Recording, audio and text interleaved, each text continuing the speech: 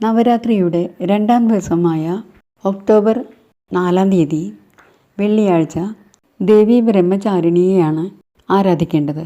പരമമായ ചൈതന്യമാണ് ബ്രഹ്മം. പ്രപഞ്ചത്തിലുള്ള എല്ലാം ബ്രഹ്മത്തിൻ്റെ വിവിധ രൂപങ്ങളാണ്. ചാരിണി എന്നാൽ ചലിക്കുന്നവൾ എന്നാണ് അർത്ഥം. ദക്ഷ പ്രജാപതി സതിയുടെ പുനർജന്മം, കന്യക, സന്യാസത്തിൻ്റെയും തപസ്സിൻ്റെയും ഭാവം, ബ്രഹ്മചര്യം അനുഷ്ഠിക്കുന്ന പുരുഷന് തുല്യ, പാർവതി, ഉമ, അപർണ എന്നെല്ലാം പേരുകളുണ്ട്. നഗ്നപാത, കയ്യിൽ ജപമാലയും കമണ്ഡലുവും ഏന്തി തപസ്സു ചെയ്യുന്ന രൂപത്തിലുള്ള ദുർഗാദേവി. ഹിമവാന്റെ പുത്രിയായി ജനിച്ച പാർവതീദേവി ശിവനെ പതിയായി ലഭിക്കുന്നതിന് പഞ്ചാഗ്നി മധ്യത്തിൽ നിന്ന് തപസ്സു ചെയ്തു. ഋഷിമാർക്ക് പോലും അസാധ്യമായ തപസ്സാണ് ദേവി ചെയ്തത്. ഇപ്രകാരത്തിൽ തപസ്സനുഷ്ഠിക്കുന്ന ഭാവമാണ് ബ്രഹ്മചാരിണി. പാർവതിയുടെ ഭക്തിയിലും പ്രേമത്തിലും തൃപ്തനായ ശിവഭഗവാനാണ് ദേവിക്ക് ബ്രഹ്മചാരിണി എന്ന നാമം നൽകിയത്. ദേവിയുടെ വെളുത്ത വസ്ത്രവും താമരയും അറിവിൻ്റെയും വിശുദ്ധിയുടെയും പ്രതീകമാണ്. ബ്രഹ്മചാരിണി ഭാവം തപസ്സിലുള്ളത് ആയതിനാൽ വാഹനമില്ല. ശ്രീ ബ്രഹ്മചാരിണിയെ മുല്ലപ്പൂ കൊണ്ടാണ് പൂജിക്കേണ്ടത്. ഈ ഭാവത്തിൽ ദേവിയെ ആരാധിച്ചാൽ ചിത്തശുദ്ധിയും വിദ്യാലാഭവും ആണ് ഫലം.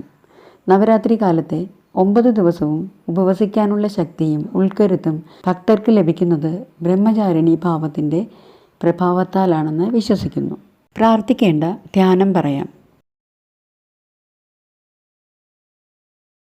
വന്ദേ വാഞ്ചിതലാഭായ ചന്ദ്രാർദ്ധകൃതശേഖരാം ജപമാലാകമണ്ഡലുധരാം ബ്രഹ്മചാരിണീം ശുഭാം ഗൗരവർണാസ്വാദിഷ്ഠാനസ്ഥിതാം ദ്വിതീയദുർഗാം ത്രിനേത്രാം ധവളവർണാം ബ്രഹ്മരൂപാം പുഷ്പാലങ്കാരഭൂഷിതാം പത്മവദനാ പല്ലവാധരാം കാന്തകപോലാപീനപയോധരാം കമനീയാം ലാവണ്യാം സ്മേരമുഖീം നിമ്നനാഭീം നിദംബനീം.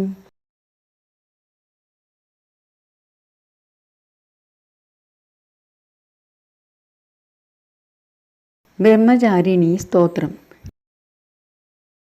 തപശ്ചാരിണി ത്വം ഹി താപത്രയനിവാരിണി ബ്രഹ്മരൂപധരാം ബ്രഹ്മചാരിണീം പ്രണമാമ്യഹം.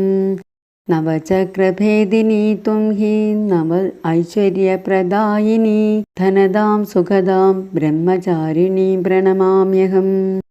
ശങ്കരപ്രിയാ ത്വം ഹി ഭുക്തിമുക്തിദായിനി ശാന്തിദാം ജ്ഞാനദാം ബ്രഹ്മചാരിണീം പ്രണമാമ്യഹം.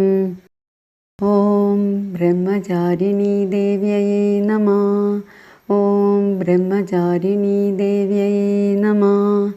ഓം ബ്രഹ്മചാരിണീ ദേവ്യയേ നമഃ.